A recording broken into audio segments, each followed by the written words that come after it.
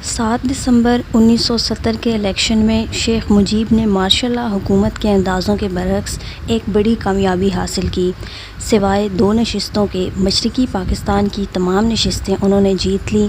اس کے ساتھ انہیں قومی اسمبلی کی کل 313 نشستوں میں سے ریزرو سیٹس ملا کر 167 نشستیں مل گئیں۔ وہ حکومت بنانے کی پوزیشن میں تھے، لیکن انہیں حکومت بنانے کا موقع نہیں دیا جا رہا تھا۔ صدر جنرل یحییٰ خان اسمبلی کا اجلاس بار بار اعلان کرتے اور بار بار اسے ملتوی کر دیتے۔ وہ اقتدار چھوڑنے پر تیار نہیں تھے اور شیخ مجیب پر کوئی ایسا فارمولہ تھوپنا چاہتے تھے جس کے تحت وہ خود صدر برقرار رہ کر کسی کو اقتدار منتقل کر سکیں۔ ادھر مغربی پاکستان پیپلز پارٹی 85 نشستوں کے ساتھ میجورٹی میں تھی۔ اس کے سربراہ ذوالفقار علی بھٹو بھی وزیر اعظم بننا چاہتے تھے، بلکہ انہوں نے تو ڈھاکہ میں قومی اسمبلی کے ممکنہ اجلاس میں جانے والے اراکین اسمبلی کی ٹانگیں توڑ دینے کی دھمکی دی تھی۔ شیخ مجیب نے دسمبر 1970 سے مارچ 1971 تک تقریباً 4 ماہ انتظار کیا کہ اقتدار انہیں منتقل کیا جائے، اسمبلی کا اجلاس بلایا جائے اور اس میں اقتدار کی منتقلی کا جو بھی طریقہ کار ہے وہ کیا جائے۔ الیکشن کے بعد اکثریتی جماعت کو حکومت دینے کے لیے یہ عرصہ بہت ہوتا ہے، لیکن افسوس کہ ایسا ہوا نہیں۔ اس 4 ماہ کے عرصے میں شیخ مجیب نے سخت بیانات بھی دیے، لیکن مجموعی طور پر شیخ مجیب الرحمن کی یہی کوشش رہی کہ انہیں پرامن طریقے سے اقتدار منتقل کر دیا جائے۔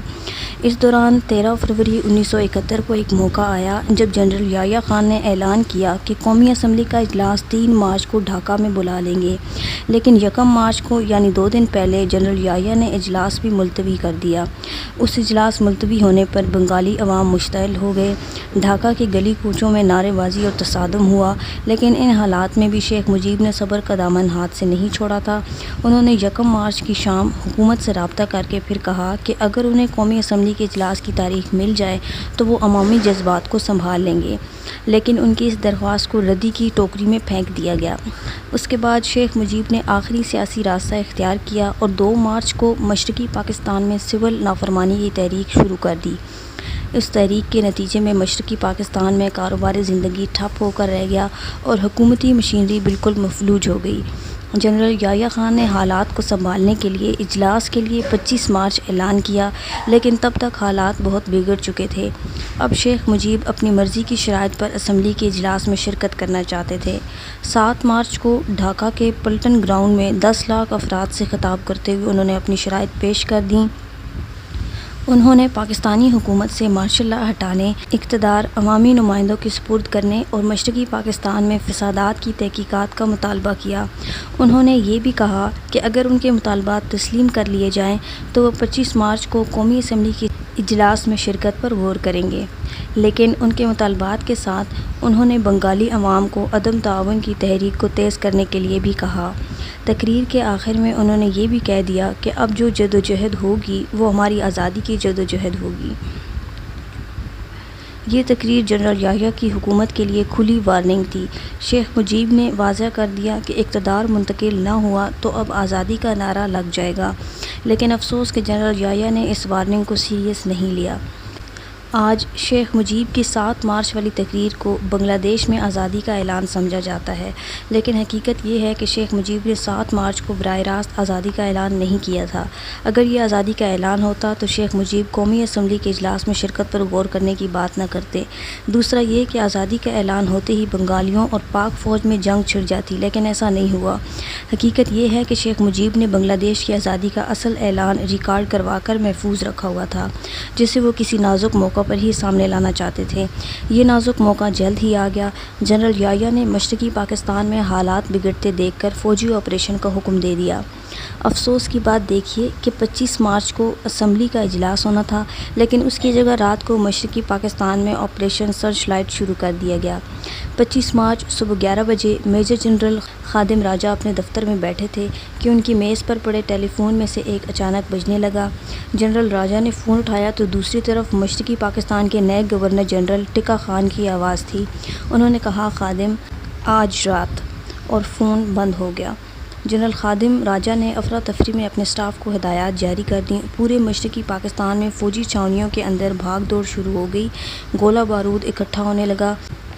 کچھ نوجوان ڈھاکہ چھاؤنی میں کھڑے 6 بیکار ٹینکوں کا زنگ اتارنے لگے۔ یہ فون کال فوجی کارروائی شروع کرنے کا حکم تھی، اور جب یہ حکم دیا گیا جنرل یحییٰ ڈھاکہ میں موجود تھے، اس لیے فوجی کارروائی شروع ہونے سے پہلے جنرل یحییٰ کو مشرقی پاکستان سے نکالنا لازمی تھا، اور وہ بھی یوں کہ کسی کو کانوں کان خبر نہ ہو، کیونکہ فوجی کمانڈرز کو خدشہ تھا کہ اگر جنرل یحییٰ خان کے یہاں سے جانے کی بھنک کسی کو بھی پڑ گئی یا انڈین آرمی کو پتہ چل گیا تو بھارت کے لڑاکا طیارے انہیں راستے میں کوئی نقصان پہنچا سکتے تھے۔ جنرل یحییٰ کو محفوظ راستہ دینے کے لیے بریگیڈیئر رفیق کو، جن کی شکل جنرل یحییٰ سے ملتی جلتی تھی، انہیں صدر کی گاڑی میں بٹھا کر ڈھاکہ شہر میں بھیجا گیا تاکہ لوگ یہی سمجھیں کہ صدر ابھی ڈھاکہ ہی میں ہیں، جبکہ صدر جنرل یحییٰ دوسرے راستے سے ایئرپورٹ پہنچ چکے تھے۔ مگر یہ رازداری کسی کام نہ آئی۔ بنگالیوں کو علم ہو گیا کہ صدر جنرل یحییٰ جا رہے ہیں، اور اس کا صاف مطلب ہے کہ کوئی بڑی فوجی کارروائی اب ہوئی کہ تب۔ صدر یحییٰ تو ڈھاکہ سے بحفاظت نکل گئے، پیچھے ڈھاکہ شہر میں ہلچل مچ گئی۔ بنگالی نوجوان درختوں کو سڑک پر گرا کر اور دوسری رکاوٹیں کھڑی کر کے انہیں بلاک کرنے لگے۔ ڈھاکہ یونیورسٹی کے ہاسٹلز میں طلباء اور دوسرے لوگوں نے بندوقیں سنبھال لیں۔ رات 11:30 بجے ٹینکوں اور فوجی دستوں کی نقل و حرکت شروع ہو گئی۔ پھر سڑک پر پہلا فائر ہوا۔ آپریشن سرچ لائٹ شروع ہو چکا تھا، اور پاکستانی تاریخ میں پہلی بار خانہ جنگی چھڑ چکی تھی۔ 25 اور 26 مارچ کی رات ادھر ڈھاکہ کے شہر گولیوں کی تڑتڑاہٹ سے گونج اٹھا تو ادھر ریڈیو پر شیخ مجیب الرحمان کی آواز ابھری۔ انہوں نے کہا، شاید یہ میرا آخری پیغام ہو۔ میں عوام سے اپیل کرتا ہوں، وہ جہاں بھی ہوں اور جو بھی وسائل رکھتے ہوں، غاصب فوج کا اس وقت تک مقابلہ کریں جب تک بنگلہ دیش کی دھرتی سے پاکستان کا آخری سپاہی نکل نہیں جاتا۔ جب تک آپ مکمل کامیابی حاصل نہ کر لیں، اپنی جنگ جاری رکھیں۔ اس بیان کے کچھ دیر بعد پاکستانی کمانڈرز ان کے گھر کی دیواریں پھلانگ کر اندر داخل ہوئے۔ شیخ مجیب کے بیڈ روم کے باہر تالا لگا تھا۔ سٹین گن کے ایک برسٹ سے تالا توڑ دیا گیا۔ کمانڈرز کمرے میں داخل ہوئے اور شیخ مجیب نے بغیر کسی مزاحمت کے گرفتاری دے دی۔ شیخ مجیب الرحمان کی گرفتاری کے بعد وائرلیس پر میجر جعفر کی آواز ابھری، بڑا پرندہ پنجرے میں ہے، دوسرے اپنے گھونسلوں میں موجود نہیں، اور شیخ مجیب کو گرفتاری کے بعد مغربی پاکستان میں منتقل کر دیا گیا۔ صدیق سالک لکھتے ہیں کہ انہوں نے شیخ مجیب الرحمان کو گرفتار کرنے کے لیے جانے والے ایک فوجی میجر بلال سے پوچھا، آپ نے کارروائی کی گرما گرمی میں ہی اسے یعنی شیخ مجیب الرحمان کو ٹھکانے کیوں نہیں لگایا؟ میجر بلال نے جواب دیا، میرا بھی یہی ارادہ تھا، لیکن کارروائی سے ذرا پہلے جنرل مٹھا نے مجھے ذاتی طور پر بلا کر حکم دیا تھا کہ مجیب کو زندہ پکڑنا ہے۔ یہ جنرل مٹھا وہی میجر جنرل ابو بکر عثمان مٹھا جنہوں نے پاک آرمی کی کمانڈو فورس SSG کی تشکیل میں اہم کردار ادا کیا تھا۔ تو جنرل مٹھا کے حکم پر شیخ مجیب کی جان بخشی ہو گئی تھی، لیکن ادھر سارے ڈھاکہ میں آگ لگ چکی تھی۔ پاک فوج کے دستے سڑکوں پر کھڑی رکاوٹیں ہٹاتے اور گولیاں چلاتے ہوئے ڈھاکہ یونیورسٹی کی طرف بڑھ رہے تھے۔ انڈین اور بنگالی رائٹرز کا دعویٰ ہے کہ اس حملے میں پاک فوج نے سینکڑوں نہتے طالب علموں اور پروفیسروں کو قتل کر دیا تھا۔ لڑکیوں کے ہاسٹل رقیہ ہال پر بھی حملہ کیا گیا تھا، اور ہاسٹل میں موجود لڑکیوں نے کھڑکیوں سے چھلانگیں لگا کر جانیں بچائیں۔ لیکن ایک اور بنگالی رائٹر شرمیلا بوس اس سے اتفاق نہیں کرتی۔ وہ لکھتی ہیں کہ رقیہ ہال سمیت ڈھاکہ یونیورسٹی کے زیادہ تر ہاسٹلز آپریشن سے بہت پہلے خالی ہو چکے تھے۔ ڈھاکہ یونیورسٹی میں ایسے بہت سے لوگ جنگی ٹریننگ لے رہے تھے جو یونیورسٹی کے طالب علم نہیں تھے۔ جب پاک آرمی نے ڈھاکہ یونیورسٹی پر حملہ کیا تو یونیورسٹی کے جگن ناتھ اور اقبال ہاسٹل میں کچھ طلباء کے علاوہ زیادہ تر یہی ٹرینڈ لوگ موجود تھے۔ ان کے پاس کچھ بندوقیں اور بم بھی تھے۔ پاک فوج کا دعویٰ ہے کہ یونیورسٹی پر حملہ کرنے سے پہلے میگا فون پر لوگوں کو سرنڈر کرنے کے لیے کہا گیا تھا۔ شرمیلا بوس لکھتی ہیں کہ گولیاں دونوں طرف سے چلیں، لیکن پاک فوج نے ہاسٹل پر مارٹر گولے فائر کیے اور مزاحمت کو کچل دیا۔ شرمیلا بوس نے ایک پروفیسر کا یہ بیان بھی لکھا ہے کہ پاکستانی فوج زخمی لوگوں کو پکڑ پکڑ کر جگن ناتھ ہاسٹل کے قریب ایک میدان میں لاتے اور وہاں انہیں گولی مار دیتے۔ تاہم شرمیلا بوس یہ بھی لکھتی ہیں کہ لڑکیوں کے ہاسٹل پر کوئی حملہ نہیں ہوا تھا۔ ویسے بھی اس ہاسٹل میں رہنے والے 800 لڑکیاں اپنے گھروں کو جا چکی تھیں۔ صرف 7 لڑکیاں وہاں موجود تھیں جنہوں نے ہاسٹل چھوڑ کر ایک ٹیوٹر کے گھر میں پناہ لے رکھی تھی۔ یہ لڑکیاں فوجی آپریشن کے دوران بالکل محفوظ رہیں اور 27 مارچ کو اپنے رشتہ داروں کے ساتھ چلی گئیں۔ بہرحال 3 گھنٹے میں ڈھاکہ یونیورسٹی پر پاک فوج کا قبضہ ہو چکا تھا۔ ان کارروائیوں کے بعد مارشل لا حکام نے ڈھاکہ انٹر کانٹیننٹل ہوٹل میں ٹھہرے 35 غیر ملکی صحافیوں کو بھی مشرقی پاکستان سے نکال دیا۔ اب پورے مشرقی پاکستان میں مارشل لا پوری طاقت سے نافذ ہو چکا تھا۔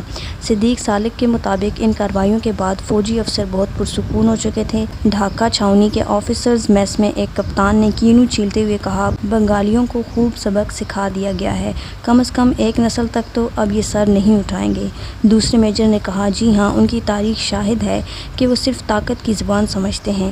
26 مارچ کو لڑائی اور بھی تیز ہو چکی تھی۔ 27 مارچ کو جب 33 گھنٹوں کے بعد کرفیو میں نرمی ہوئی تو شہر کی 80% آبادی شہر چھوڑ کر جا چکی تھی، لیکن فسادات جاری تھے۔ آپریشن سرچ لائٹ کے دوران پاک فوج کی تعداد کم تھی، جس کی وجہ سے پورے مشرقی پاکستان میں ایک ساتھ آپریشن نہیں کر سکتے تھے اور نہ ان لوگوں کی حفاظت کر سکتے تھے جو ان کا ساتھ دے رہے تھے۔ اس بات کا فائدہ بنگالی باغیوں نے اٹھایا اور جن علاقوں میں پاک فوج موجود نہیں تھی وہاں غیر بنگالیوں کو چن چن کر مارا گیا۔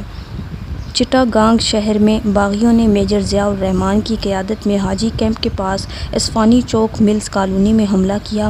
وہاں مغربی پاکستان کی فیملیز رہتی تھیں۔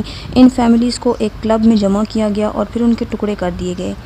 جادیو پور، غازی پور اور کھلنا میں بھی فیکٹریوں کے اندر غیر بنگالی اور بہاری مردوں، عورتوں اور بچوں کو بے دردی سے قتل کر دیا گیا۔ سانتا ہار کے علاقے میں بے شمار غیر بنگالی سویلینز کو قتل کر کے ان کی لاشیں گڑھوں میں بھر دی گئیں، جبکہ ایک گھر سے فوج کو بچوں کی بھی بہت سی لاشیں ملیں۔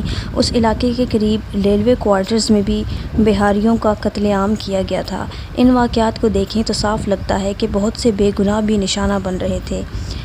حمود الرحمان کمیشن رپورٹ میں ایک بریگیڈیئر میاں تسکین الدین کا بیان موجود ہے۔ اس بیان میں ان کا کہنا ہے کہ میرے جونیئر اور دوسرے افسروں نے قانون کو اپنے ہاتھ میں لیا۔ حمود الرحمان کمیشن رپورٹ کے مطابق دھوم گھاٹ میں بہت سے بنگالیوں کو فائرنگ اسکواڈ کے ذریعے قتل کیا گیا۔ رنگ پور میں 2 بنگالی افسروں سمیت 32 لوگوں کو بغیر کسی ٹرائل کے گولی مار دی گئی۔ حمود الرحمان کمیشن ہی میں لکھا ہے کہ پاک فوج میں ایک کوڈ تھا کہ جب بھی مکتی بہنی یا عوام لیگ کا کوئی رکن پکڑا جاتا تھا تو فوجی کہتے تھے اسے بنگلہ دیش بھیج دو، جس پر اس شخص کو گولی مار دی جاتی تھی۔ اسی رپورٹ کے مطابق گھر گھر تلاشی کے دوران بھی بہت سے بے گناہ لوگوں کو گولیاں ماری گئیں۔ صدیق سالک نے لکھا ہے کہ بعض فوجی لوٹ مار، قتل و غارت اور ریپ کے مرتکب ہوئے۔ ان چند لوگوں کی وجہ سے پوری فوج کی رسوائی ہوئی۔ ریپ کی کل 9 وارداتوں کی اطلاع ملی اور 9 کے 9 مجرموں کو عبرتناک سزائیں دی گئیں، مگر ان سزاؤں سے رسوائی کا داغ نہ دھویا جا سکا۔ آپریشن سرچ لائٹ کے دوران 90 لاکھ بنگالی مشرقی پاکستان چھوڑ کر بھارت جا چکے تھے، تو انہی حالات میں 10 اپریل کو جنرل امیر عبداللہ خان نیازی پہنچا۔ اگلے روز 11 اپریل کو انہوں نے پاک فوج کی کمانڈ کا چارج سنبھال لیا۔ صدیق سالک نے لکھا ہے کہ جب جنرل خادم راجہ نے فوج کی کمانڈ ان کے سپرد کر دی تو جنرل نیازی نے پوچھا، اپنی داشداؤں کا چارج کب دو گے؟ یہ تھے جنرل نیازی جنہوں نے 11 اپریل کو مشرقی پاکستان میں فوج کی کمان سنبھالی اور پھر آخرکار انڈیا کے سامنے ہتھیار ڈال دیے۔ چونکہ مشرقی پاکستان میں ساری فوجی کارروائی بھی انہی کی کمان میں ہوئی اور اسی حوالے سے سب سے زیادہ الزامات بھی انہی پر لگائے گئے۔ حمود الرحمان کمیشن رپورٹ میں مختلف گواہان نے جنرل نیازی کی مشرقی پاکستان میں سرگرمیوں کے متعلق بہت بیانات دیے۔ رپورٹ میں لکھا ہے کہ جنرل نیازی نے صرف اپنی رنگین مزاجی کے لیے ہی بدنام نہیں تھے بلکہ وہ کرپٹ بھی تھے اور وہ پان کی سمگلنگ میں ملوث تھے۔ ایک گواہ نے تو ان کے کردار پر یہاں تک کہا ہے کہ فوجی کہتے تھے کہ جب جنرل نیازی خود ریپ کرتے ہیں تو ہمیں کیسے روکا جا سکتا ہے۔ جنرل نیازی نے اسی رپورٹ کے مطابق رنگین مزاجی اور پان کی سمگلنگ کے الزامات سے انکار کیا۔ دلچسپ بات یہ ہے کہ اپنی رنگین مزاجی کے الزامات کا جواب دیتے ہوئے انہوں نے دعویٰ کیا کہ وہ تو مشرقی پاکستان کے تنازع کے دوران مذہب کے قریب ہو گئے تھے۔ حمود الرحمان کمیشن رپورٹ کے مطابق جنرل نیازی نے مشرقی پاکستان میں مظالم کا تمام الزام اپنے سے پہلے جنرل ٹکا خان پر ڈالنے کی کوشش کی۔ مشرقی پاکستان میں پاک فوج کا کنٹرول دسمبر 1971 تک برقرار تھا، لیکن اس سارے عرصے میں کتنے لوگ مارے گئے اس کے بارے میں آج تک کچھ پتہ نہ چل سکا۔ بنگلہ دیش کی حکومت کا دعویٰ ہے کہ اس عرصے کے دوران پاک فوج نے 30 لاکھ بنگالیوں کو قتل کیا۔ حمود الرحمان کمیشن رپورٹ کے مطابق 26,000 لوگ مارے گئے، جبکہ کہتے ہیں کہ خانہ جنگی میں مارے جانے والوں کی کل تعداد 3 سے 5 لاکھ کے درمیان تھی اور ان میں بنگالی اور وہ غیر بنگالی جنہیں باغیوں نے قتل کیا دونوں شامل تھے۔ شرمیلا بوس کے مطابق 71 کی جنگ میں 50,000 سے 1 لاکھ تک لوگ مارے گئے تھے۔ ان میں پاکستانی فوجی، بہاری اور انڈین فوج بھی شامل ہیں۔